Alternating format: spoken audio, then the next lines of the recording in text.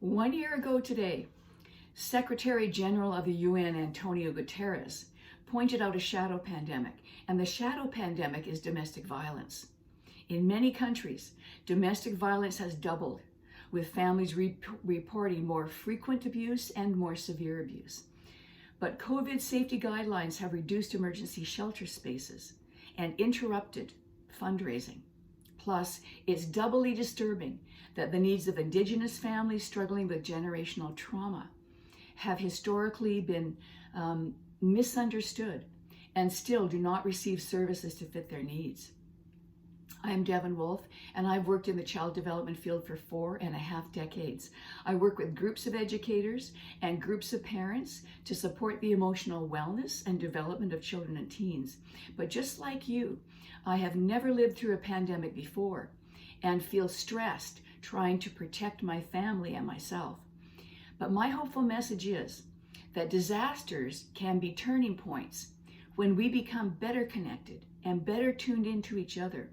So suddenly our kids see part of that bigger picture of life and begin to think about their moral purpose to make the world a better place.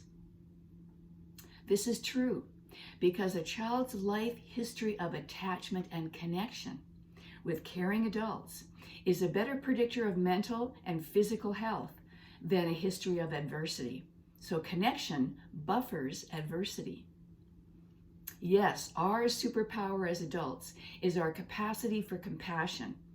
Our caring is calming and regulating to all systems of a child's growing body and mind. And our caring is the major route for teaching, parenting, protecting, and healing our kids. So in other words, relationships rule.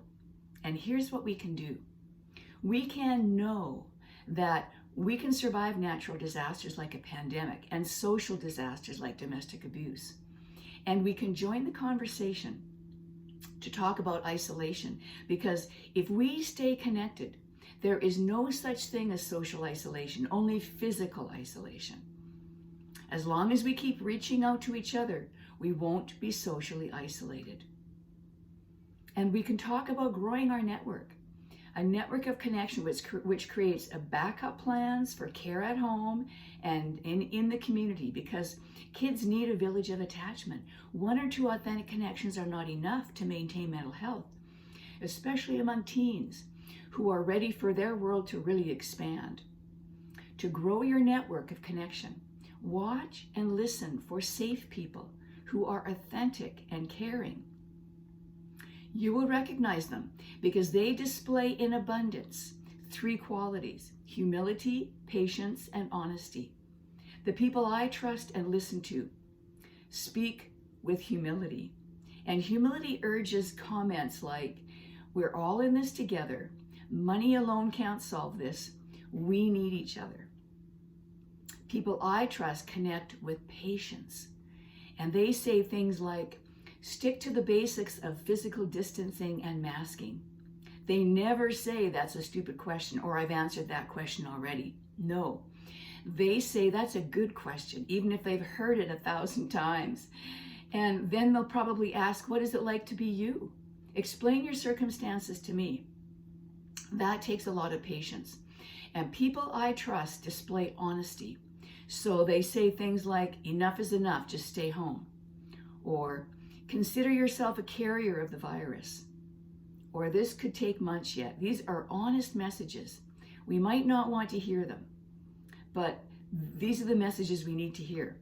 A support network includes safe people you have grown to trust. Thankfully, technology is the tool we need right now to keep our families connected. So use it for building a network of support. Mr. Rogers would say, "Look for the helpers in your neighborhood." Mr. Rogers is that American father figure on children's TV of years ago. Do not let physical isolation become dangerous social isolation. And also, check out this app, My Plan Canada app.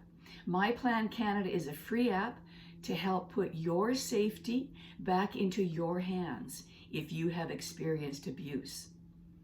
For more about emotional development, you can go to WolfeWisdom.ca.